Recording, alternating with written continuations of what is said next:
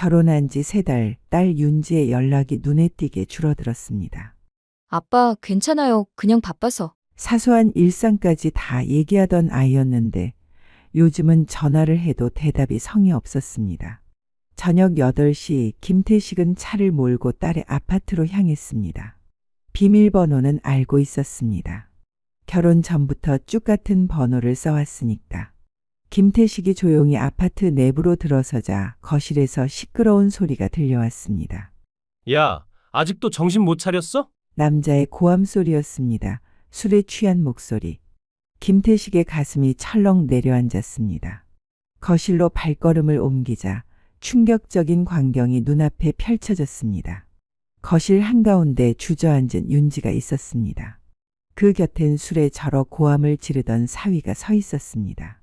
윤지의 머리카락이 아직 젖어 있었습니다. 얼굴에는 멍 자국이 선명했습니다. 김태식의 눈동자가 차갑게 굳었습니다. 딸은 바닥에 무릎을 꿇고 앉아 있었습니다. 고개를 숙인 채로요. 그 곁엔 술에 절어 고함을 지르던 사위가 서 있었습니다. 손에는 소주병을 들고 있었고 얼굴은 술 기운으로 벌겋게 달아올라 있었습니다. 또 울고 있네. 진짜 짜증나게 시리. 사위가 혀를 찼습니다. 윤지를 내려다보며 비웃는 표정이었습니다. 더 충격적인 건 윤지의 얼굴이었습니다. 오른쪽 볼에 멍 자국이 선명했습니다. 입술 한쪽이 부어올라 있었고 목 부분에도 희미한 자국들이 보였습니다. 일어나라고. 바닥에 그렇게 앉아있으면 뭐가 달라져? 사위가 발로 윤지의 어깨를 툭 걷어찼습니다. 김태식의 주먹이 저절로 쥐어졌습니다. 30년 강력계에서 온갖 범죄 현장을 봐왔지만 이건 달랐습니다. 그 순간 바닥에 삐걱 소리가 났습니다. 사위가 돌아봤습니다. 김태식과 눈이 마주쳤습니다. 잠시 정적이 흘렀습니다. 윤지도 고개를 들어 아버지를 봤습니다. 딸의 얼굴에 새겨진 상처들이 거실의 형광등 불빛 아래 더욱 선명하게 드러났습니다. 사위는 김태식을 보자마자 비웃듯 말했습니다. 아, 장인어른. 이런 밤에 웬일이세요? 목소리에 술기운이 섞여 있었지만 여전히 건방졌습니다. 마치 아무 일도 없었다는 듯이. 김태식은 대답하지 않았습니다. 시선을 사위에서 윤지로 다시 사위에게로 천천히 옮겼습니다. 거실 바닥에 흩어진 유리 조각들, 소주 냄새 그리고 딸의 상처투성이 얼굴까지. 말이라도 하고 오시지. 이건 좀 참견 아닌가요? 참견이라고. 네, 참견이죠. 부부 사이 일에 장인어른이 나서실 필요는. 그 순간 김태식은 말없이 다가가 사위의 멱살을 움켜쥐었습니다. 사위가 놀라며 뒤로 밀려났지만 김태식의 소나귀는 단단했습니다. 네가 지금 누구한테 그렇게 말하는 줄은 모르겠지. 30년 강력계에서 단련된 위압감이 고스란히 묻어났습니다. 자, 장인어른 무슨 힘이 이렇게 세? 사위의 얼굴이 순식간에 창백해졌습니다. 술 기운이 확 깨는 것 같았습니다. 윤지가 바닥에서 일어나려 했습니다. 아빠, 그만해요. 하지만 김태식은 윤지를 보지도 않았습니다. 사위의 눈을 똑바로 응시하고 있었습니다. 내 딸한테 뭘 한 거냐? 뭘 했다는 거예요? 사위가 당황하며 대답했습니다. 김태식의 손을 떼어내려 했지만 꿈쩍도 하지 않았습니다. 얼굴에 난 상처는 뭐고 젖은 머리는 또 뭐냐? 그건? 사위가 말을 더듬었습니다. 눈동자가 이리저리 흔들렸습니다. 김태식이 멱살을 더 세게 잡았습니다. 사위의 몸이 앞으로 당겨졌습니다. 똑바로 대답해. 정말 아무것도 안 했어요. 윤지가 혼자 넘어진 거예요. 넘어졌다고. 김태식의 목소리에 차가운 기운이 돌았습니다. 제가 뭘 했겠어요? 사위가 억지 웃음을 지으며 변명했습니다. 그럼 바닥에 깨진 유리는 뭐냐? 소주 냄새는 또 뭐고? 김태식의 눈동자가 번득였습니다. 하지만 사위는 끝까지 비웃었습니다. 김태식이 멱살에서 손을 떼자 사위의 태도가 180도 바뀌었습니다. 잠깐의 당황은 온데 간데 없고 다시 건방진 미소를 지었습니다. 사위가 목을 좌우로 돌리며 옷깃을 정리했습니다. 마치 김태식이 자신에게 신뢰를 했다는 듯한 행동이었습니다. 아무리 장인어른이셔도 저도 가만 안 있어요. 목소리에 도전적인 기운이 섞였습니다. 술기운 때문인지 아니면 원래 성격인지 알 수 없었지만 분명한 건 이 남자가 김태식을 우습게 본다는 것이었습니다. 김태식의 주먹이 다시 쥐어졌습니다. 하지만 사위는 멈추지 않았습니다. 그 순간 사위가 비웃으며 한마디를 내뱉었습니다. 지 혼자 넘어진 거예요? 그치, 윤지야? 사위가 일어나서 김태식 앞으로 다가왔습니다. 키는 김태식보다 조금 작았지만 젊은 기운으로 맞서려 했습니다. 웃기지도 않네. 사위가 고개를 저으며 혀를 찼습니다. 뭐가 웃기지 않다는 거냐? 저를 뭘로 보시는 거예요? 아내한테 손을 대는 그런 사람으로요? 사위가 가슴을 치며 억울하다는 듯 연기했습니다. 윤지야, 너도 말 좀 해봐. 내가 너한테 뭐 했어? 윤지가 떨리는 목소리로 대답했습니다. 아니에요. 아무것도. 봐요. 본인이 그렇게 말하는데. 사위가 승리한 듯 웃었습니다. 김태식은 윤지를 바라봤습니다. 딸의 눈에는 공포가 가득했습니다. 말하고 싶어도 말할 수 없는 상황이었습니다.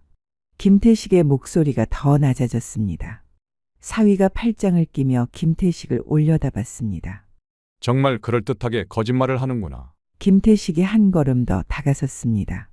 거짓말이 아니라 사실이에요. 김태식은 사위의 뻔뻔함에 할 말을 잃었습니다.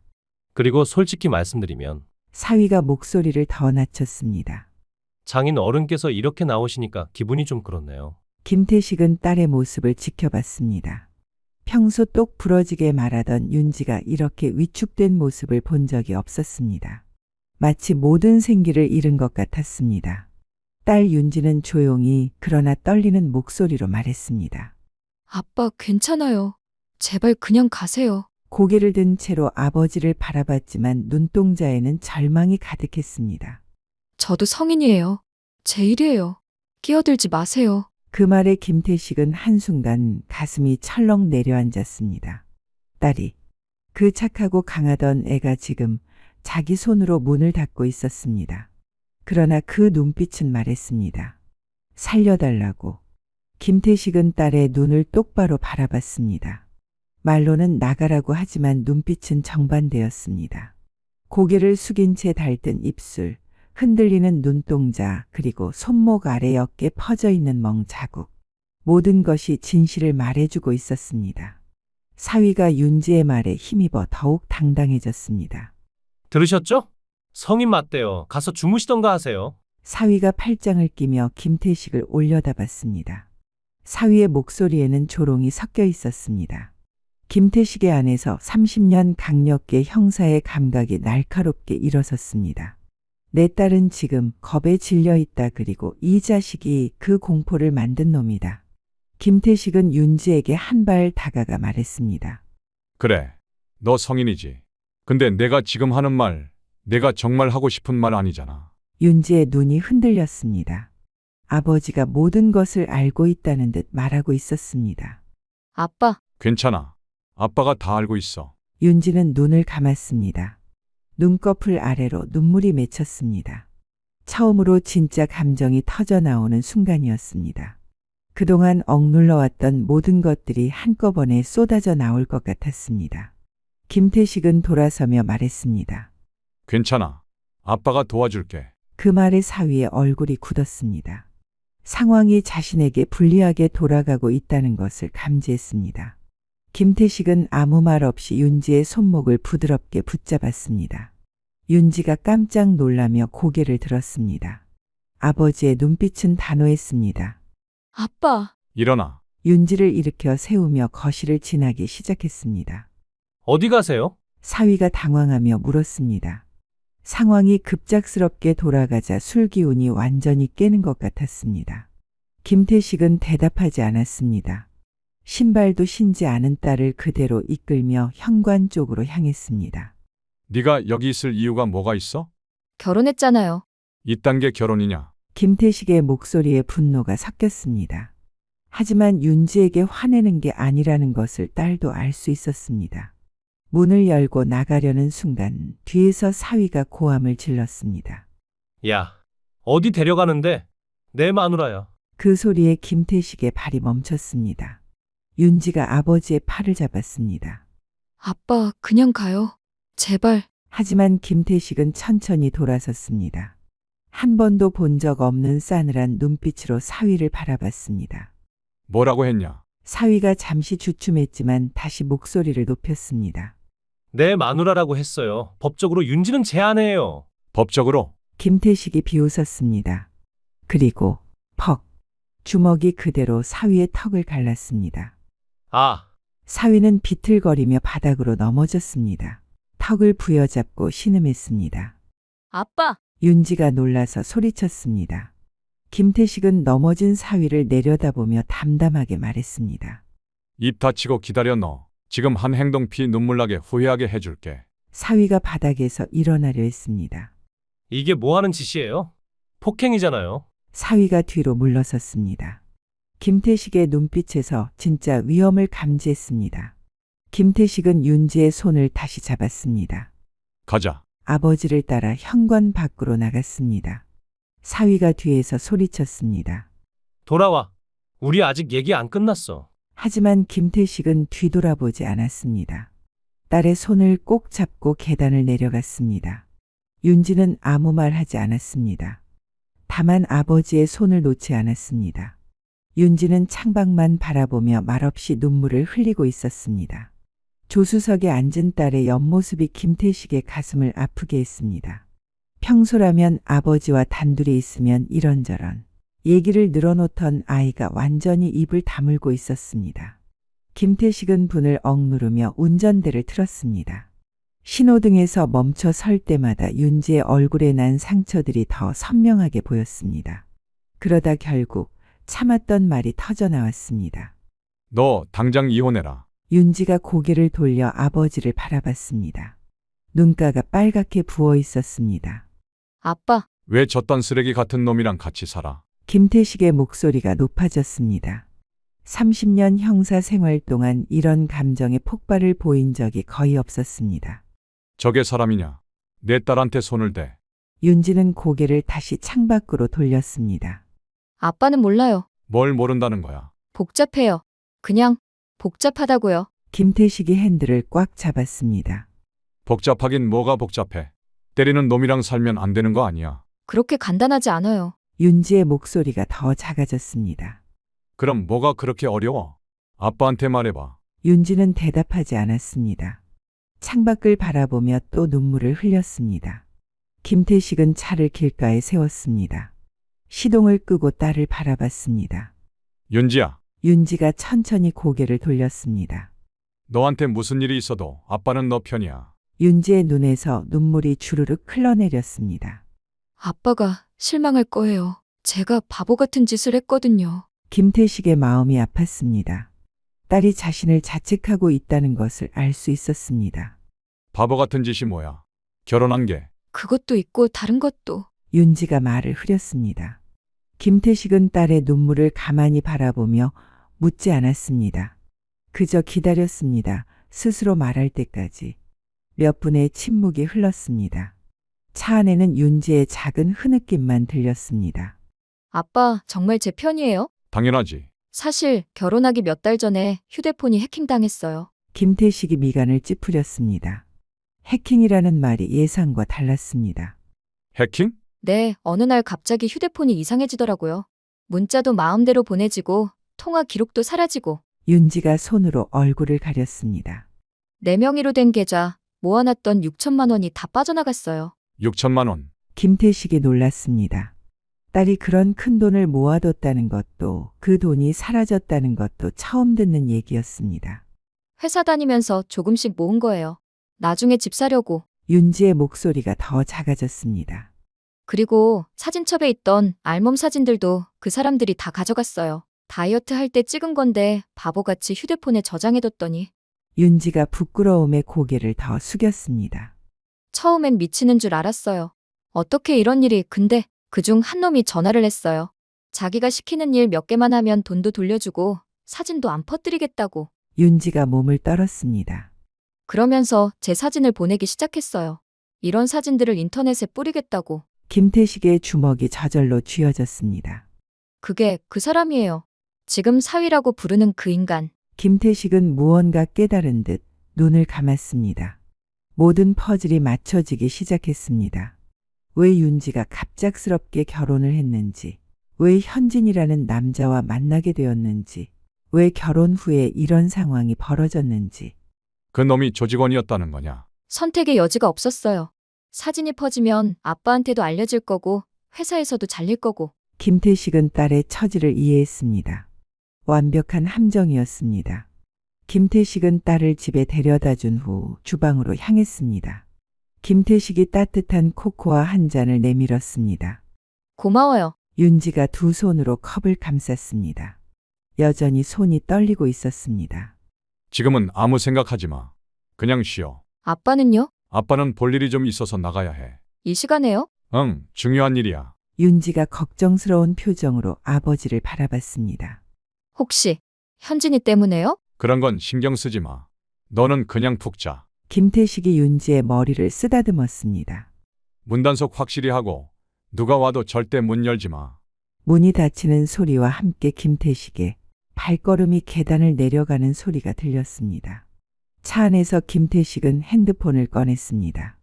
전화번호를 찾아 통화 버튼을 눌렀습니다. 여보세요? 도진아, 나야. 팀장님? 이 시간에 웬 전화세요? 후배 형사 박도진의 목소리가 놀라워했습니다. 지금 서에 있냐? 네, 야간 근무 중이에요. 무슨 일이세요? 30분 후에 나갈 테니까 대기하고 있어. 알겠습니다. 전화를 끊고 김태식은 시동을 걸었습니다. 경찰서에 도착하자 박도진이 로비에서 기다리고 있었습니다. 팀장님, 무슨 일이에요? 사무실로 올라가자. 엘리베이터 안에서 김태식은 간단히 설명했습니다. 보이스피싱 사건 하나 들어간다. 급한 건가요? 응, 아주 급해. 사무실 문을 열고 들어서자 야간 근무자 몇 명이 고개를 들었습니다. 김태식은 곧장 팀장실로 복귀했습니다. 컴퓨터를 켜고 수사 개시 보고서를 작성하기 시작했습니다. 오늘부로 비공식 수사 하나 들어간다. 박도진이 의자를 끌어와 앉았습니다. 피해자 이름은 김윤지. 김윤지요? 피의자는 내 사위다. 박도진의 눈이 커졌습니다. 하지만 아무 말 하지 않았습니다. 팀원들은 말없이 고개를 끄덕였습니다. 누구도 묻지 않았습니다. 김태식이 그렇게 말할 땐 반드시 이유가 있으니까. 사이버 범죄 수사대랑 연결해줘.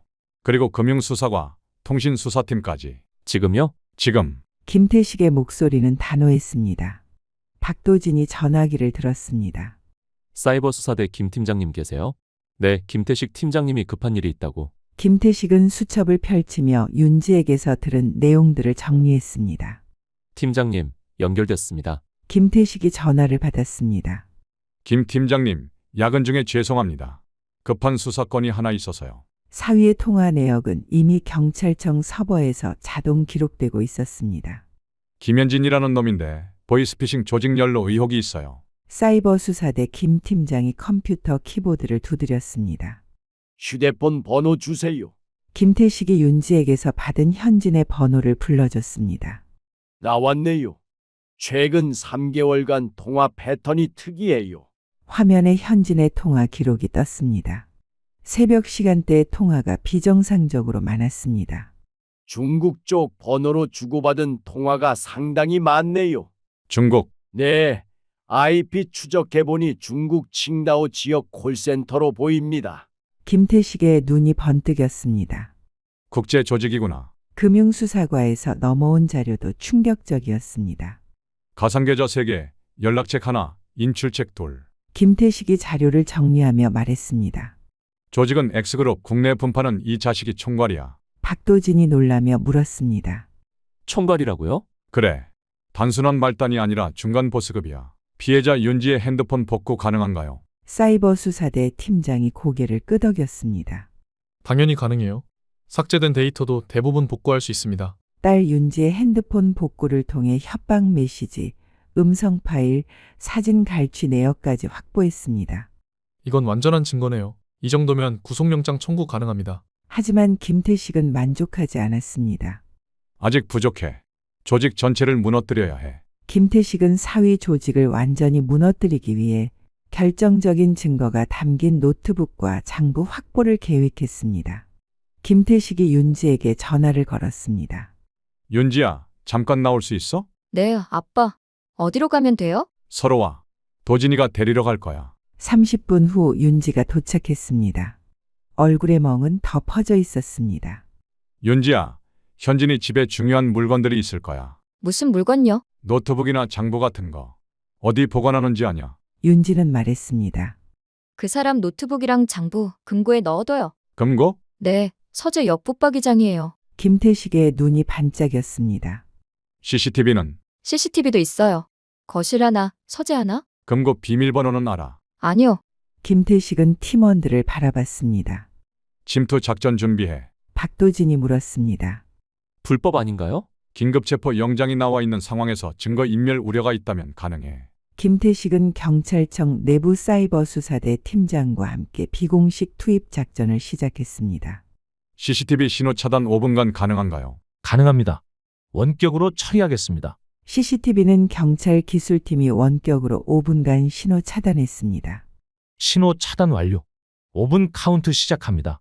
무전기에서 기술팀의 목소리가 들렸습니다. 윤지가 집 현관 비밀번호를 알려주었고 김태식은 늦은 밤 조용히 문을 열었습니다.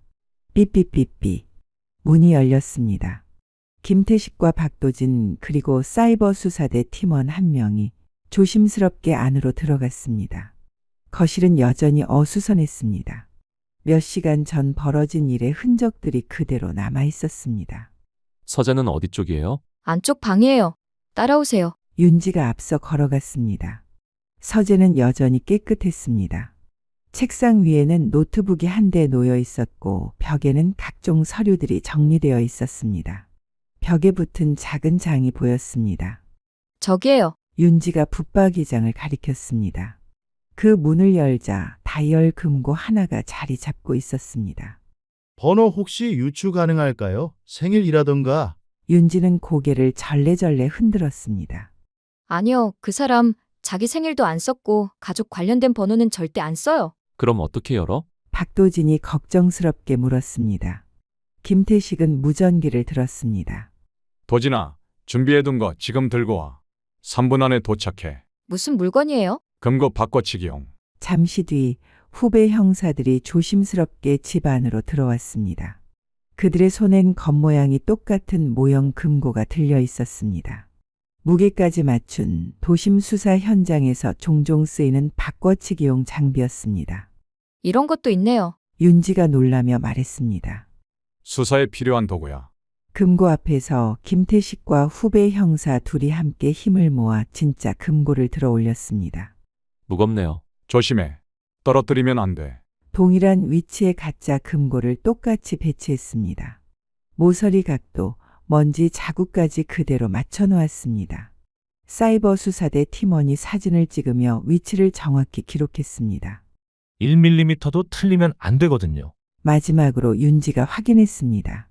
완벽해요. 이거 눈치 못 채요. 바로 그 순간 무전기에서 들려오는 소리가 있었습니다. 팀장님, CCTV 자동 복원까지 30초 남았습니다. 김태식의 표정이 긴장했습니다. 빨리 나가자. 김태식은 진짜 금고를 담요로 감쌌습니다. 조심히 들어. 흔들리면 안 돼. 후배들과 함께 빠르게 현장을 빠져나갔습니다. 윤지가 마지막으로 붙박이장 문을 닫았습니다. 현관문이 닫혔습니다. 딸깍. 거실과 서재의 CCTV 불빛이 다시 들어왔습니다. 빨간 불이 깜빡이기 시작했습니다. 성공했습니다. 무전기에서 기술팀의 목소리가 들렸습니다. 신호 복구 완료?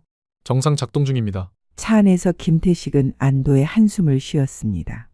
박도진이 뒷좌석에서 금고를 확인했습니다. 팀장님, 이거 열어봐야죠. 당연하지.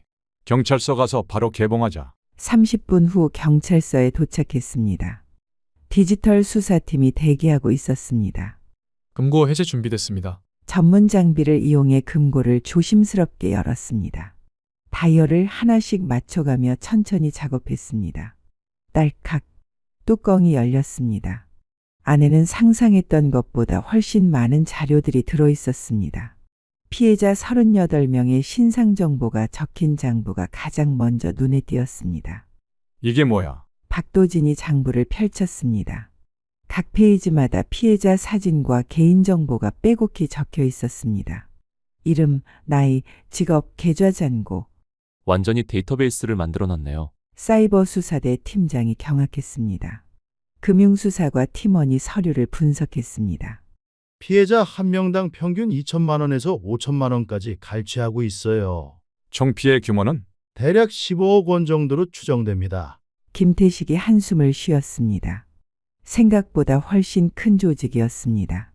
그 시작 서울의 한 클럽, 레이저 조명, 술, 음악, 웃음소리가 클럽을 가득 채우고 있었습니다. 사위 김현진은 소파에 앉아 샴페인을 따르며 여자를 끼고 놀고 있었습니다.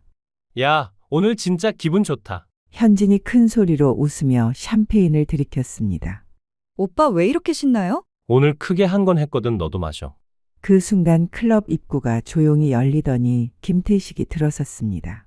김태식은 어둠 속에서 현진을 찾고 있었습니다. VIP 구역에서 떠들고 있는 모습이 쉽게 눈에 띄었습니다. 순간 사위가 눈을 마주쳤습니다. 현진의 얼굴에 당황한 기색이 스쳤지만 곧 다시 웃음을 지었습니다. 아, 장인어른? 어제 잘 들어가셨어요? 현진이 일어나며 큰 소리로 인사했습니다. 주변 사람들이 쳐다봤습니다. 아무래도 우리가 좀 감정이 격했나 봐요. 여전히 건방진 태도였습니다. 앉으시죠. 한 잔 드릴게요. 분위기 좋잖아요. 실실 웃으며 자리를 권하는 사위였습니다. 전혀 상황 파악을 못한 채 샴페인을 건넸습니다. 김태식은 천천히 다가왔습니다. 현진이 건넨 샴페인 잔을 손으로 쳐냈습니다. 유리 조각들이 바닥에 흩어졌습니다. 김태식은 낮고 단단한 목소리로 말했습니다. 지금 구속영장 나와 있다. 사위가 헛웃음을 지었습니다. 장난치지 마세요. 경찰 놀이하세요. 그 순간 김태식이 호주머니에서 경찰 신분증을 꺼내 테이블 위에 툭 던졌습니다. 서울강력계 김태식, 현직 수사팀장이다. 현진의 얼굴이 그제야 굳었습니다. 옆에 앉아있던 여자가 놀라서 자리에서 일어났습니다. 경찰? 넌 보이스피싱 조직의 팀장이고 현진이 도망치려고 일어났습니다. 잠깐만요. 오해가 있는 것 같은데. 그 순간 김태식이 현진의 팔을 잡았습니다. 왜? 네. 저는 절대 그런 일 안 해요. 현진이 팔을 빼려고 애썼습니다. 그럼 윤지한테서 갈취한 6천만 원은 뭐냐? 그건 제가 아니에요. 현진이 발버둥쳤습니다. 현진이 김태식을 밀치려 했습니다. 퍽! 김태식의 주먹이 현진의 명치를 가격했습니다. 현진이 몸을 구부리며 신음했습니다. 정당방위다. 내가 먼저 밀쳤어. 김태식이 차갑게 말했습니다. 아파요. 아프긴 뭐가 아파. 내 딸이 얼마나 아팠는지 아냐? 김태식이 현진의 머리채를 잡고 일으켰습니다. 현진의 코에서 피가 흘렀습니다. 주변 사람들이 웅성거렸지만 아무도 말리지 않았습니다. 경찰이라는 걸 알았기 때문입니다. 죽겠어요. 죽긴 뭐가 죽어. 이제 시작인데. 김태식이 현진을 벽에 밀어붙였습니다. 그 순간 양쪽에서 형사 둘이 나타나 현진의 팔을 꺾었습니다. 박도진과 다른 팀원이었습니다. 김현진, 보이스피싱 범죄 및 협박 혐의로 긴급 체포한다. 수갑이 채워졌습니다. 변호사는 경찰서에서 불러. 현진이 마지막으로 발악했습니다. 이거 불법 체포예요. 영장도 없이? 영장 있어. 오늘 오후에 발부받았거든. 김태식이 영장을 보여줬습니다. 현진의 얼굴이 창백해졌습니다. 어떻게? 증거가 뭐가 있다고? 증거? 너네 금고에서 나온 거 다 봤어. 금고? 현진이 놀란 표정을 지었습니다. 분명 아침까지 멀쩡히 있던 금고가 왜 니들 손에 있다는 거야? 합법적으로 압수수색했지.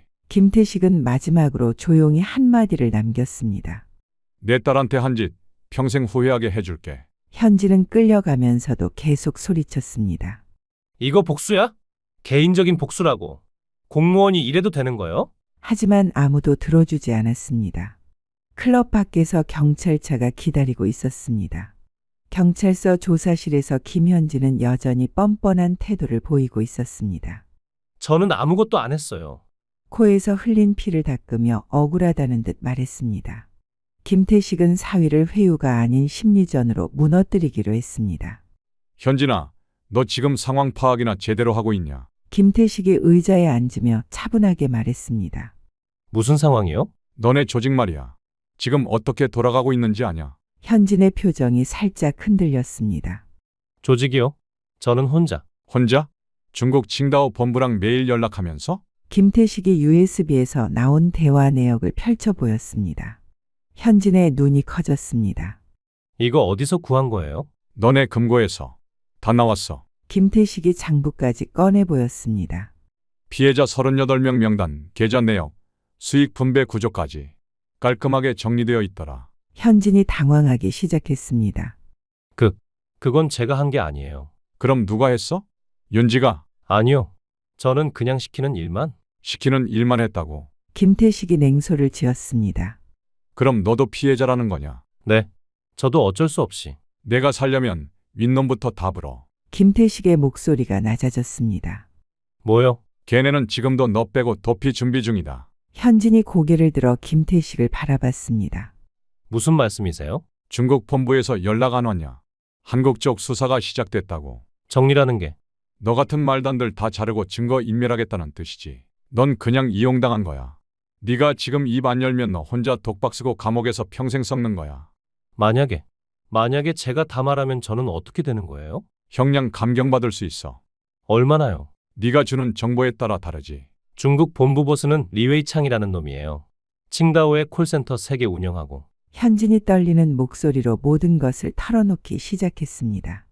조직의 위계 질서, 자금 흐름, 국내 협력자들, 그리고 다른 피해자들의 상황까지. 한국에 저 말고도 팀장급이 2명 더 있어요. 이름이 뭐야? 박성우, 최민수예요. 얘네도 저랑 비슷하게 일해요. 김태식이 박도진에게 눈짓했습니다. 즉시 전국 수배에 들어가야 했습니다.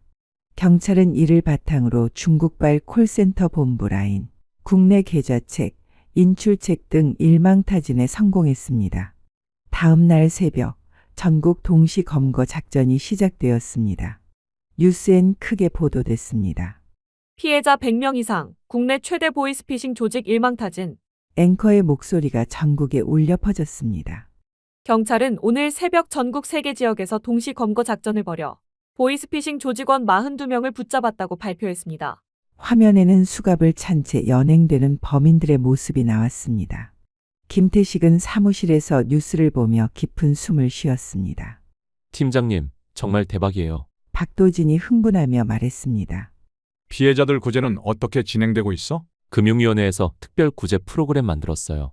갈취당한 돈 대부분 회수 가능할 것 같다고 하네요. 뉴스는 계속 이어졌습니다. 윤지는 경찰 심리상담팀의 보호를 받으며 심리치료와 동시에 이혼 소송을 마무리했습니다. 상담실에서 윤지는 처음으로 밝은 표정을 지었습니다. 선생님, 정말 많이 좋아진 것 같아요. 그래요? 어떤 부분에서요? 밤에 잠도 잘 오고 사람들 만나는 것도 무섭지 않고요. 심리상담사가 미소를 지었습니다. 아버지와의 관계는 어떠세요? 예전보다 훨씬 가까워진 것 같아요. 이제 뭐든 다 얘기할 수 있어요. 그게 가장 중요한 회복이에요. 가슴속에 맺혔던 말들을 아버지 앞에서 처음으로 꺼냈습니다. 그날 저녁 김태식의 집에서 윤지가 말했습니다. 아빠, 나 이제 정말 괜찮을 것 같아요. 김태식이 딸을 바라봤습니다. 몇 주 전과는 완전히 다른 모습이었습니다. 그 사람한테 받은 상처보다 아빠가 날 구해줬다는 사실이 더 크게 남아있어요. 김태식은 말없이 고개를 끄덕였습니다. 아빠도 많이 배웠어. 내가 얼마나 둔한 아빠였는지. 윤지가 웃었습니다. 둔하긴요.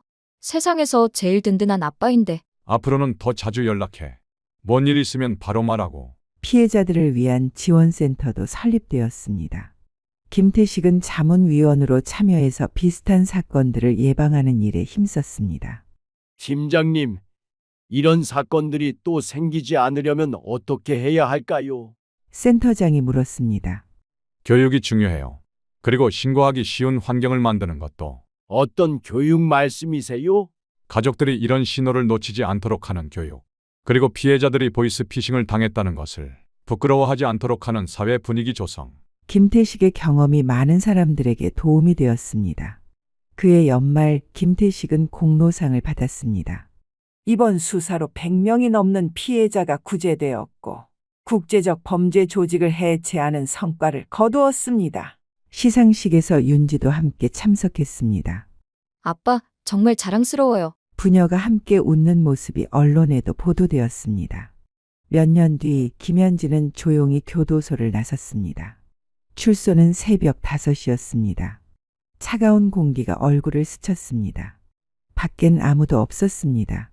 김현진은 낡은 가방 하나를 들고 교도소 정문을 나섰습니다. 몇 년간의 감옥 생활로 야위어진 얼굴에는 분노와 원한이 서려 있었습니다. 김태식 그 자식 때문에? 절대 가만 안 둬. 그 딸년도. 중얼거리며 걸어가던 그때였습니다. 그렇게 생각한 순간 검은색 승용차 한 대가 천천히 다가왔습니다. 엔진 소리가 낮게 울렸습니다. 고급차였습니다. 김현진은 발걸음을 멈췄습니다. 새벽에 이런 차가 교도소 앞에 나타날 이유가 없었습니다. 운전석 유리는 내려가지 않았고 사람의 모습은 보이지 않았습니다. 차가 그의 앞에서 멈췄습니다. 뒷문이 열렸습니다. 검은 정장을 입은 남자가 내렸습니다. 얼굴은 보이지 않았지만 위압적인 분위기가 느껴졌습니다. 김현진 씨죠? 남자의 목소리는 차분했습니다. 하지만 그 차분함이 오히려 더 무서웠습니다. 누구세요? 김현진의 목소리가 떨렸습니다. 리웨이 창 씨가 안부 전해달라고 하시네요. 그 차가 서 있던 골목 끝에서 김현진은 무언가를 느꼈습니다. 죽음의 기운이었습니다. 제발 저는 이미 다 갚았어요. 감옥에서 몇 년을. 남자가 주머니에서 무언가를 꺼냈습니다. 김현진은 그것이 무엇인지 알 수 없었지만 본능적으로 위험을 감지했습니다. 살려주세요. 제가 뭐든지 하겠습니다. 김현진이 뒤돌아보려는 순간이었습니다. 교도소 근처 야산에서 한 남성의 시신이 발견되었습니다. 신원은 김현진으로 확인되었지만 범인은 끝내 잡히지 않았습니다. 김태식은 그 소식을 들었지만 별다른 감정을 느끼지 않았습니다. 자업자득이지. 그는 조용히 중얼거렸습니다. 윤지에게는 이 소식을 알리지 않았습니다. 딸이 새로운 삶을 살아가는데 방해가 될까 봐서였습니다. 어둠은 어둠을 불렀고 결국 모든 것이 제자리로 돌아갔습니다. 하지만 김태식의 마음속에는 한 가지 확신이 있었습니다. 정의는 반드시 승리한다는 것. 그리고 가족을 지키기 위해서라면 무엇이든 할 수 있다는 것. 너 도대체 머리가 어떻게 된 거냐? 네 엄마는 왜 집에도 못 들어가게 한 거야? 그리고 지금 네 엄마 병원에 누워 있다. 빗길에서 넘어져서 발도 다치고 다리도 부러졌다고. 아빠, 무슨 말씀이세요? 무슨 일이에요? 너 지금 뭐 하는 거야? 부모를 이따위로 대하는 게 맞는 거야. 아버지, 그게 사실 장인 장모님이 갑자기 오셔서 엄마랑 같이 있으면 좀 불편할까봐 밖에서 잠깐 기다려 달라고 한 거예요. 그러려고 했는데. 네 장인 장모는 괜찮고 네 엄마는 왜 밖에서 기다리라고 했어? 비 오는 날에 말이야. 아빠, 죄송해요. 그냥 상황이 좀. 어머니 많이 다치셨어요? 사실 와이프랑 지금 영화관에 와 있거든요. 예전부터 잡힌 약속이라서 영화 끝나면 바로 갈게요. 뭐? 영화 보겠다고? 너는 부모가 다치든 말든 상관없다는 거냐? 좋아. 내가 어떻게 하는지 두고 봐라. 결혼할 때 줬던 그 집 팔아버릴 거다. 너희 같은 배은망덕한 놈들한텐 필요 없어. 안녕하세요. 저는 경기도 안양에 살고 있는 김철용입니다. 아들이 결혼하면서 겪었던 일들 중 하나가 아직도 제 마음을 무겁게 하고 있습니다. 부모로서 해줄 수 있는 건 다 해주고 싶었지만 아들이 당연하게 여기더군요. 어느 날 아들이 제게 와서 말했습니다. 아버지, 어머니, 저 결혼하려고 해요. 저는 깜짝 놀랐습니다. 결혼? 갑자기 무슨 결혼이니? 어떤 아가씨니? 거래처 회사에서 일하는 분인데 같이 일하다가 마음이 맞아서요. 오래 사귄 건 아니지만 이제는 결혼할 때가 된 것 같아서요. 저는 잠시 생각에 잠겼습니다. 아들이 사랑을 찾아 결혼하려는 건 기쁜 일이었지만 마음속에선 조심스러운 생각이 들었습니다. 너무 빠르다는 느낌이 강하게 왔기 때문입니다. 얼마나 만났냐? 결혼은 쉬운 결정이 아니야. 상대가 어떤 사람인지도 중요하고 집안도 꼭 봐야 한단다. 알아요, 아빠. 저도 많이 고민했어요. 그런데 이 사람은 저랑 잘 맞고 저를 이해해줘요. 서로 진심으로 사랑하고 있어요. 저도 적은 나이가 아니니까 좋은 시기에 결혼하고 싶어요. 저는 한숨을 내쉬며 말했습니다. 그래, 내가 결혼하고 싶다면 아빠는 반대하진 않겠다. 하지만 서로의 가정 환경도 다르고 결혼하면 모든 게 달라진다는 걸 명심해야 한다. 언제 한번 소개시켜 주렴. 결국 저는 아들의 결정을 받아들였습니다. 아들이 예비 며느리를 처음 제게 소개할 때의 모습이 생생합니다. 아들이 결혼할 사람이라며 데리고 온 예비 며느리는 노랗게 탈색한 머리에 빨간 립스틱이 인상적이었습니다. 진한 향수 냄새와 손에는 여러 장신구들이 치렁거렸습니다. 안녕하세요. 처음 뵙겠습니다. 그래, 반갑구나. 이리 와서 앉아라. 아들 준우는 옆에서 자연스럽게 대화를 이어갔습니다. 아버지, 혜진이가 정말 열심히 사는 사람이에요. 네일아트 샵을 운영하고 있거든요. 네일아트라 요즘 그런 일이 인기가 많다고들 하더구나. 가게는 어딨니? 네, 요즘엔 많은 분들이 네일아트를 찾으셔서 이름 많아요. 가게는 강남 쪽에 있어요. 그래도 어린 나이에 자기 사업을 하다니 대단하구나. 식사를 하던 중 아내가 물었습니다. 그럼 부모님은 어떤 일 하시니? 부모님은 역 근처에서 포장마차를 운영하세요. 오래 하셨죠? 제가 어릴 때부터 하시던 일이라 지금도 계속 그 일을 하시고 계세요. 포장마차라 밤늦게까지 힘든 일이지. 그만큼 성실하게 사셨다는 거겠지. 저도 가끔 가게에 가서 도와드려요.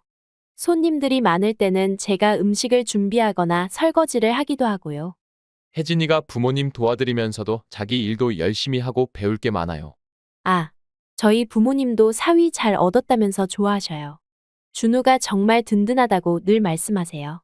그러면서 살짝 아들의 어깨에 손을 얹으며 환하게 웃어 보였습니다. 저는 문득 혜진이의 손목에 시선이 머물렀습니다. 긴팔을 입고 있던 예비 며느리의 소매 사이로 큰 나비 문양과 알 수 없는 영어들이 살짝 보였습니다. 그 문신이 제 눈에 띄었을 때 잠시 말을 잊었습니다. 손목에 새겨진 그 문신은 예상 밖이었고 저는 순간 당황했습니다. 제 시선을 느낀 혜진이는 급히 손목을 식탁 아래로 숨겼습니다. 아내도 저와 동시에 그 장면을 눈치챈 듯 놀란 눈빛으로 저를 쳐다보았습니다. 혜진아, 그 손목에 있는 건 뭐니? 아내가 조금 당황한 목소리로 물었습니다. 아, 그거요. 어렸을 때 친구들이랑 멋모르고 했던 문신이에요. 그때는 별 생각 없이 그냥 재미로 했던 건데 시간이 지나니까 좀 후회되더라고요. 아내는 제 옆에서 조용히 있던 손을 내려놓고 혜진이를 바라보았습니다. 표정에서 느껴지는 놀라움과 실망감이 고스란히 드러났습니다. 그때는 제가 조금 방황하던 시기라서 지금은 별로 의미를 두지 않고 있어요. 후회도 되고요. 뭔가 마음 한구석이 무거워졌습니다. 아내 역시 말없이 저를 바라보았습니다. 그래, 아무튼 너희가 어린 나이도 아니고 결혼은 언제쯤 할 거니? 여자는 나이가 많으면 노산이라 힘들어. 그래, 준우가 어릴 때부터 아이를 참 좋아했는데 너희가 아이 낳으면 참 예쁘겠구나. 저는 흐뭇한 마음으로 말했습니다. 그러나 아들은 갑자기 차분하게 대답했습니다. 아빠, 사실 저희는 아이는 낳지 않기로 했어요. 아이를 낳지 않기로 했다고? 그게 무슨 소리냐? 애는 낳아야지. 요즘은 아이를 낳지 않고 사는 부부도 많아요. 저희도 그런 쪽으로 생각하고 있어요. 아이를 낳으면 많은 책임이 따라오잖아요. 저희는 그런 부담 없이 서로 행복하게 사는 게 더 중요하다고 생각해요. 아들은 진지하게 설명했습니다. 아이를 낳지 않으면 앞으로 둘만으로 어떻게 살겠다는 거냐? 저는 답답한 마음에 물었습니다. 그러자 예비 며느리가 나서서 말했습니다. 아버님, 요즘은 많은 사람들이 그렇게 살고 있어요. 아이를 낳고 키우는데 인생을 다 쏟아붓기보다는 저희 둘이서 즐기면서 살고 싶어요. 저는 그 말을 듣고 속이 답답해졌습니다. 하지만 아들과 며느리의 선택을 존중해야 한다는 생각에 더 이상 강하게 반대하지 못했습니다. 결국 저는 아들의 결정을 받아들였습니다. 아들이 혜진이를 사랑하고 두 사람이 함께 행복하길 바라는 마음에서 결혼을 허락했습니다. 준우가 결혼을 준비하던 때 나는 걱정이 앞섰습니다. 결혼은 축복받아야 할 일이지만 경제적인 부담도 만만치 않았으니까요. 특히 처가댁 형편이 어려워 사돈에게 도움을 기대하기도 힘든 상황이었습니다. 내가 해줄 수 있는 게 무엇일까 고민하던 중 문득 돌아가신 어머니께서 남기신 작은 아파트가 떠올랐습니다. 그 아파트는 내가 어렸을 때부터 살던 동네에 있던 곳이었는데 그때는 그냥 평범한 소형 아파트였습니다. 하지만 시간이 지나면서 동네에 개발바람이 불었고 부동산 가격이 급격하게 상승했습니다. 이건 어머니가 남겨주신 마지막 선물이 아닐까. 준우에게 그 돈으로 무엇을 해줄 수 있을까 생각했습니다. 며칠 뒤 나는 아들을 불러 앉혔습니다. 준우야, 내가 이제 결혼을 앞두고 있는데 집 문제는 생각해봤니? 내 할머니가 돌아가시고 남겨주신 작은 아파트가 하나 있었지 않냐? 그 집 말이다. 얼마 전에 부동산에 확인해보니까 그 아파트 값이 꽤 많이 올랐더구나. 그 아파트요? 저한테 주실 거예요? 사실 요즘 서울에서 집 구하기가 너무 힘들거든요. 이걸로 해결될 수 있다면 다행이죠. 준우야, 그 아파트는 내 할머니가 남긴 소중한 유산이야. 내가 잘 살길 바라는 마음으로 결심한 거니까 소중히 생각해야 한다. 네, 알아요. 어차피 아빠도 나중에 저한테 물려줄 거였잖아요. 그렇다고 해서 내가 부모로부터 받은 걸 당연히 여기는 건 아니야. 더 이상은 없다고 생각해라. 마지막이라니요? 아버지가 그렇게 말씀하시니까 제가 무슨 큰 부탁이라도 한 것처럼 들리잖아요. 부모로부터 받는 게 당연하다고 생각하지 말라는 얘기야. 내가 이제 가정을 꾸리게 됐으면 스스로 서야 하는 거다. 부모에게 계속 기대지 말고 말이다. 요즘 세상에 어떻게 혼자 힘으로 다 해요? 아무튼 아버지 감사합니다. 그러니까 너무 걱정 마세요. 그래, 내가 알아서 잘 살길 바란다. 하지만 기억해라. 부모로부터 받은 걸 소중히 여기는 마음이 없다면 분명히 후회할 일이 생길 거야. 그렇게 저는 아파트를 정리하고 그 돈으로 아들에게 서울의 작은 아파트 하나를 사줬습니다. 결혼식은 무사히 치러졌고 저는 두 사람이 행복하게 살기를 바랐습니다. 하지만 시간이 지나면서 예상치 못한 문제가 발생하기 시작했습니다. 결혼 후 몇 달이 지나자 아들은 점점 우리 집의 발길을 끊기 시작했습니다. 처음엔 일이 많아서 그런가 싶었습니다. 그러나 작년부터 명절에도 찾아오지 않고 핑계를 대기 시작했습니다. 아빠, 이번 명절엔 못 내려갈 것 같아요. 다음번엔 꼭 찾아뵐게요. 아들은 전화를 통해 간단하게 말하고 넘어갔습니다. 시간이 지나면서 아들은 우리와 점점 더 거리를 두었습니다. 명절이면 항상 사돈댁을 먼저 찾았고 우리 집은 뒷전이 되었습니다. 저는 점점 더 서운해졌지만 아내는 아들을 이해하려고 했습니다. 준우도 이제 결혼했으니 자기가 알아서 하겠지. 우리도 너무 서운해하면 안 돼요. 아내는 늘 이렇게 말했습니다. 하지만 어느 날 저는 더 이상 참을 수 없었습니다. 이번 명절에는 볼 수 있겠지 하는 마음으로 아들에게 전화를 걸었습니다. 준우야, 이번 추석에는 언제 내려올 거니? 아들은 잠시 침묵하다가 조심스럽게 대답했습니다. 아빠, 이번에도 못 갈 것 같아요. 또 무슨 일이니?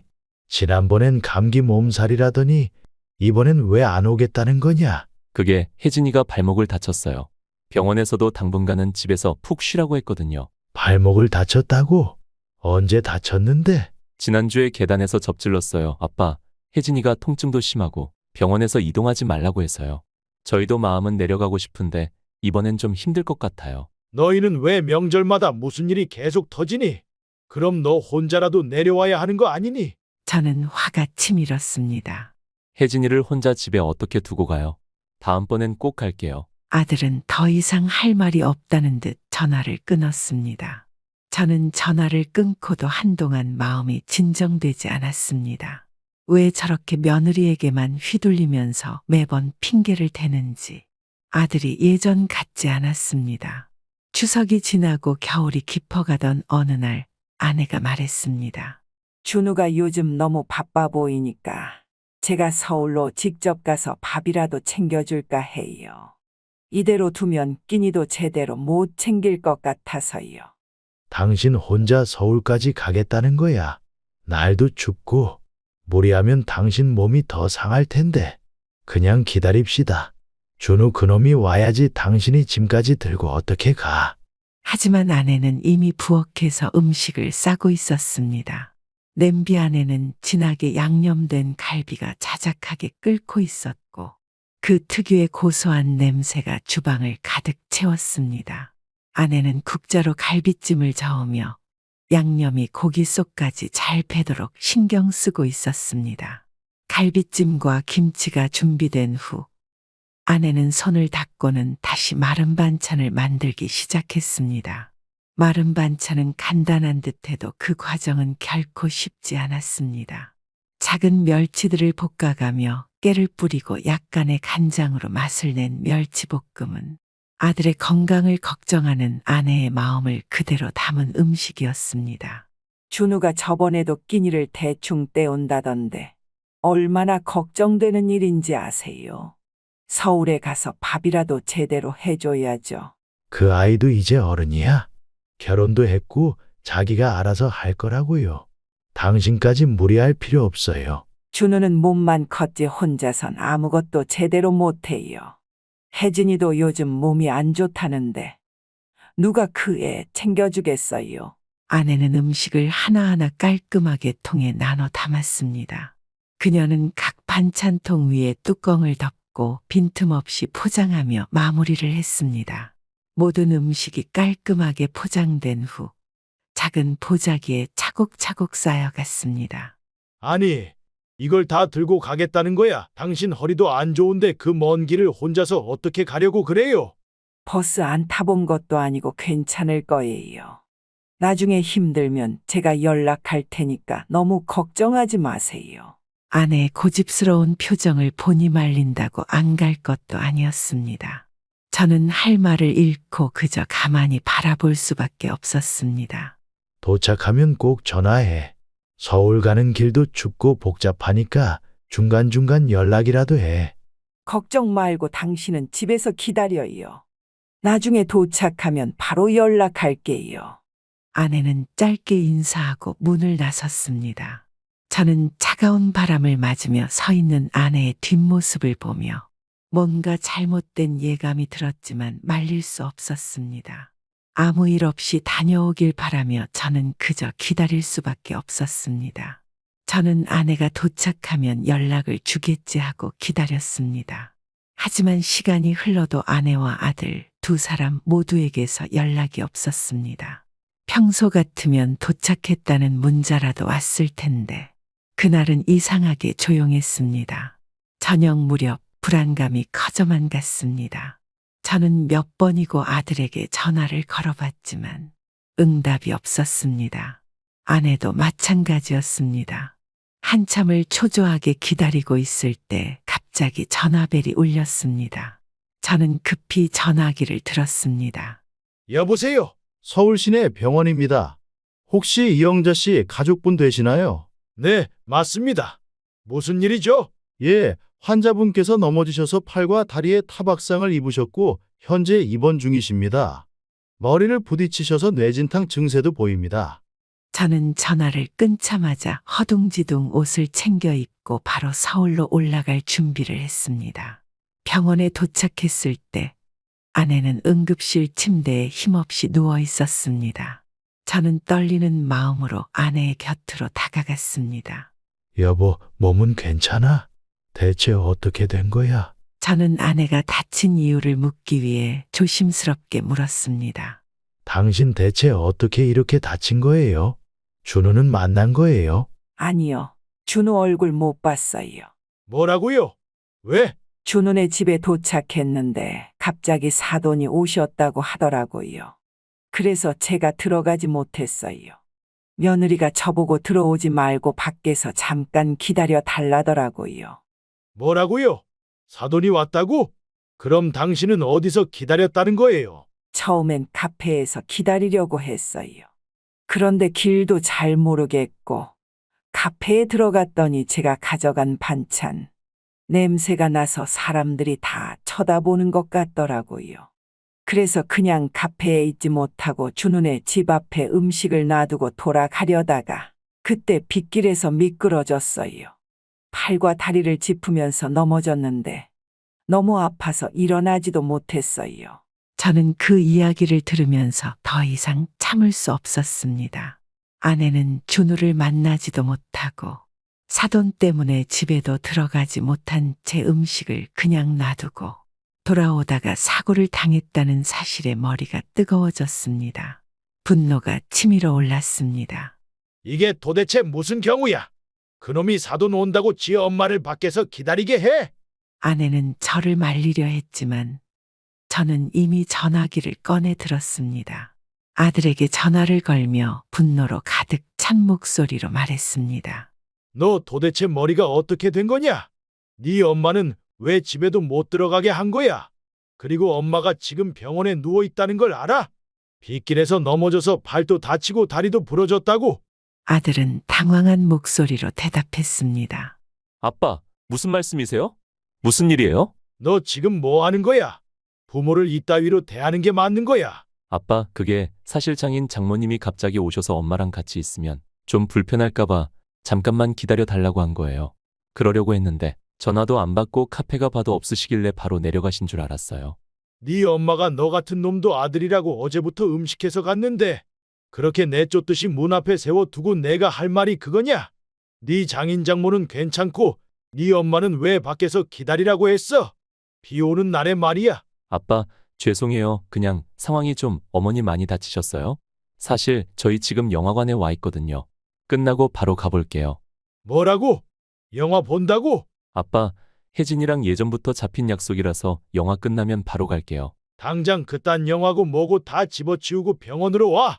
어떻게 이런 상황에서 영화관에 앉아 있을 수 있는지 아들의 무책임함이 화가 나게 만들었습니다.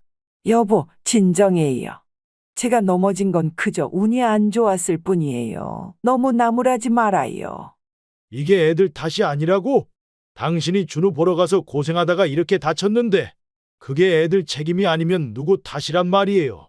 그 순간 의사가 간호사와 찾아왔습니다. 의사는 차분한 표정으로 다가와 말했습니다. 환자분의 상태를 확인했는데 다행히 뇌진탕은 심하지 않습니다.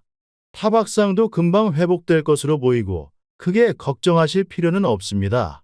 저는 그 말을 듣고 한숨을 길게 내쉬었습니다. 긴장이 조금 풀리며 그나마 다행이라는 생각이 들었습니다. 아내도 저를 보며 살짝 미소를 지었습니다. 여보, 괜찮다니까. 이제 제발 화 좀 풀어요. 의사가 나가고 나서 저는 한숨을 쉬며 아내를 바라봤습니다. 괜찮다는 의사의 말을 듣고 저는 한시름 놓은 듯 병실을 나섰습니다. 병원 근처 편의점이라도 다녀올게. 그래도 아내가 크게 다치지 않아서 다행이다 하고 생각하며 계단 쪽으로 발길을 옮기던 그때 복도 끝에서 아들 내외의 목소리가 희미하게 들려왔습니다. 내가 뭐라 그랬어? 그냥 영화 끝나고 가자니까. 그래도 엄마가 다치셨다잖아. 가서 봐야지. 솔직히 자기 어머님 친엄마도 아닌데 뭐 이렇게 신경 써? 길 가다 그냥 넘어진 거 가지고 뭘 이렇게 심각하게 받아들이시는 건지. 누가 보면 초상이라도 난 줄 알겠어. 유난이야, 유난. 누가 보면 엄청 큰 사고라도 난 줄 알겠어. 엄마도 그렇고 아버지도 너무 예민해. 그리고 반찬들 진짜 왜 자꾸 보내는 거야? 먹지도 않는데 맨날 잔뜩 싸우잖아. 젓갈이랑 김치 냄새 때문에 냉장고 열기도 싫어. 냉장고에 자리만 차지하고. 다 버리라니까. 반찬 하지 말래도 그러네. 미안해. 이제 그냥 보내지 말라고 딱 말해야겠다. 뭐하러 자꾸 주냐고. 어차피 싹 다 버리는데 그냥 부모님이 할 일 없어서 그러는 거 아니야? 진짜 번거로워 죽겠네. 친엄마도 아니면서 가끔씩 저렇게 선 넘을 때가 있다니까. 먹을 사람도 없고 냉장고만 차지하니까 보내지 말라고 딱 말해. 쓸데없이 냉장고에 자리만 차지하네. 근데 또 그 얘기 꺼내면 괜히 기분 상해할 거 아니야? 나도 중간에서 죽겠다 정말. 그 순간 내 손은 떨리기 시작했습니다.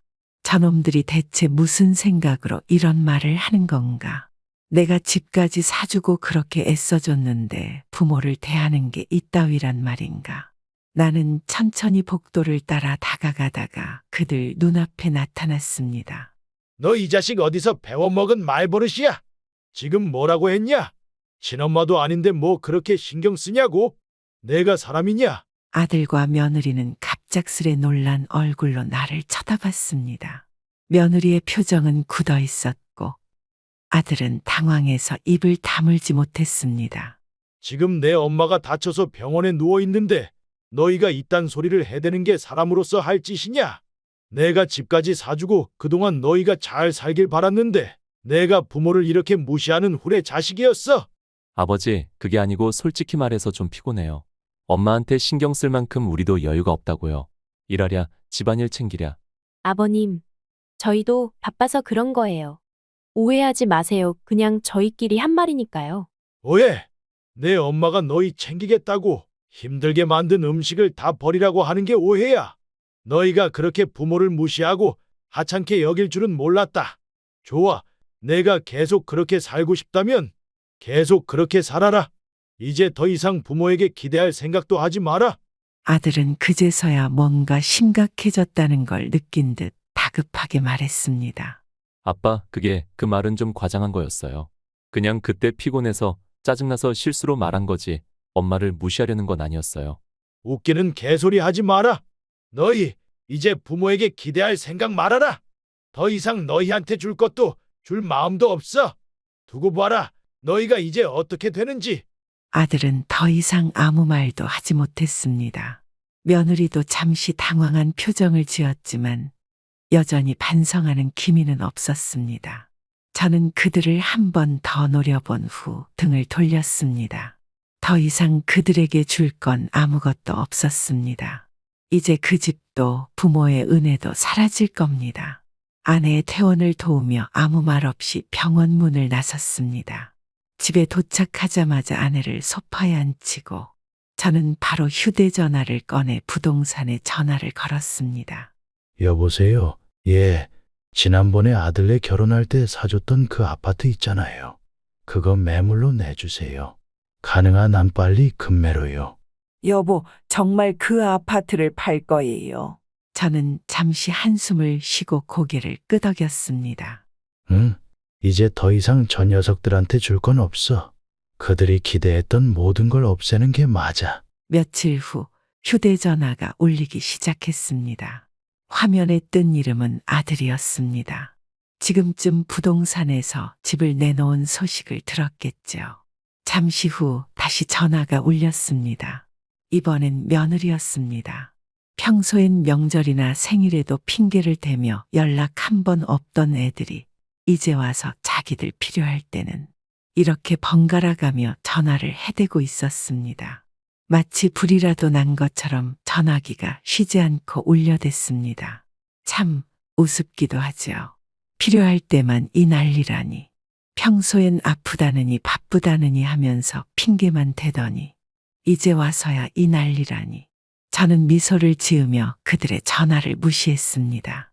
전화가 계속 울리며 끊임없이 들려왔지만 더 이상 그들에게 할 말은 없었습니다. 주말 아침 아내와 함께 조용히 식사를 하고 있을 때였습니다. 아침 공기가 차분하고 평화로웠습니다. 그런데 그 순간 현관 벨이 요란하게 울리기 시작했습니다. 벨소리가 계속해서 울려대는 걸 보니 뭔가 심상치 않은 일이 틀림없다는 생각이 들었습니다. 저는 천천히 자리에서 일어나 문을 열었습니다. 문을 열자마자 아들과 며느리가 초췌한 얼굴로 서 있었습니다. 아버지, 갑자기 이렇게 찾아와서 죄송해요. 전화를 안 받으셔서. 아들의 얼굴은 어딘가 힘겨운 표정으로 가득 차 있었습니다. 그리고 그 옆에 있던 며느리는 눈이 붉어져 있었습니다. 평소와는 다르게 완전히 무너진 표정이었고 그녀는 눈물을 흘리며 말을 꺼냈습니다. 며느리는 더욱 눈물을 흘리며 말을 이어갔습니다. 아버님, 저희 진짜 잘못했어요. 정말 후회하고 있어요. 그런데 저희 부모님도 너무 어려우세요. 기초생활수급비로 겨우겨우 버티고 계신데 그래서 제가 번 돈도 많이 드리고 있어요. 그런데 지금 집까지 없으면 저희 진짜 어디로 가야 할지 모르겠어요. 그동안 저희가 정말 잘못했어요. 며느리는 손을 비비며 간청했습니다. 눈물로 범벅이 된 얼굴을 들고는 절박한 눈빛으로 저를 바라보았습니다. 제발 한 번만 더 기회를 주세요. 제가 다 잘못했어요. 정말 반성하고 있어요. 제발 아버님 제발요. 혜진이 말대로 아버지, 저희가 정말 잘못했어요. 앞으로는 저희가 달라지겠습니다. 그러니까 제발 한 번만 더 기회를 주세요. 아들은 주저하며 고개를 숙였고 저를 제대로 보지 못한 채 무릎을 꿇었습니다. 그 모습이 참으로 애처로웠지만 동시에 저는 그들의 배은망덕한 태도가 다시 떠올랐습니다. 아버지, 제발 한 번만 봐주세요. 할머니가 살아 계셨으면 분명 저를 이해해 주셨을 거예요. 할머니가 저를 보셨으면 한 번은 더 기회를 주셨을 거예요. 저는 그들의 말을 들으며 복잡한 감정이 몰려왔습니다. 과연 이들이 진심으로 뉘우치고 있는 걸까? 아니면 그저 이 상황을 모면하기 위해서 이렇게 무릎을 꿇고 있는 걸까 하는 의심이 머릿속을 스쳤습니다. 나는 묵묵히 그들의 모습을 지켜봤습니다. 아들의 떨리는 목소리, 며느리의 처절한 눈물, 그 모든 것이 눈앞에서 펼쳐지고 있었습니다. 명절마다 핑계를 대며 모습을 감추더니 이렇게 절박해져서야 나를 찾아와 빌고 있는 그 모습이었습니다. 나는 천천히 한숨을 내쉬었습니다. 고개 당당히 들고 그리 당당할 땐 언제고 이제 와서 우는 소리 하는구나. 그동안 내 엄마가 어떻게 너를 위해 헌신했는지 생각이나 해봤냐? 내가 지금 와서 무릎을 꿇는다고, 눈물을 흘린다고 내가 너를 용서할 거라고 생각하냐? 매번 변명만 해대면서 부모를 외면한 게 하루 이틀이냐? 그들의 애원에도 불구하고 내 마음은 미동도 하지 않았습니다. 너희는 이제 부모 덕 볼 생각하지 마라. 그 집도 내 마음도 이미 떠났다. 내가 나를 무시하고 며느리 말만 듣고 살아온 결과다. 내가 너희에게 더 이상 줄 건 없어. 아들의 얼굴이 순식간에 창백해졌고 며느리는 울부짖었습니다. 아버님 제발 제발요. 그녀는 절박하게 울면서 제 바지 가랑이를 놓지 않았습니다. 손으로 바지 가랑이를 꽉 쥔 채 울며 애원하는 그 모습이 참 처절했습니다. 이 모든 상황이 너무도 우스웠습니다. 머리가 멍청하면 몸이 고생하는 거야. 내가 무슨 말을 해도 이제는 소용없다. 저는 냉정하게 말하며 며느리의 손길을 떨쳐내고 그 자리를 돌아섰습니다. 나는 그들을 등지고 천천히 방으로 돌아섰습니다. 이제 남은 건 내 삶뿐이었습니다. 더 이상 내가 그들을 위해 할 수 있는 일은 없었습니다. 아들 내외가 나가고 나서 집안은 적막이 감돌았습니다. 텅 빈 공간에 저와 아내만 남아있으니 모든 것이 너무나 조용하게 느껴졌습니다. 너무 오래 자식들에게 기대고 그들에게 내 마음과 정성을 쏟아부었습니다. 그러나 그 결과가 배은망덕함이라면 이제는 나를 위해 살아야 한다는 걸 깨달았습니다. 여러분의 인생을 다시 한번 돌아보세요. 자식들에게 모든 것을 쏟아붓기 전에 나 자신을 위한 시간도 필요하지 않나요? 지금이 바로 그 순간일지도 모릅니다.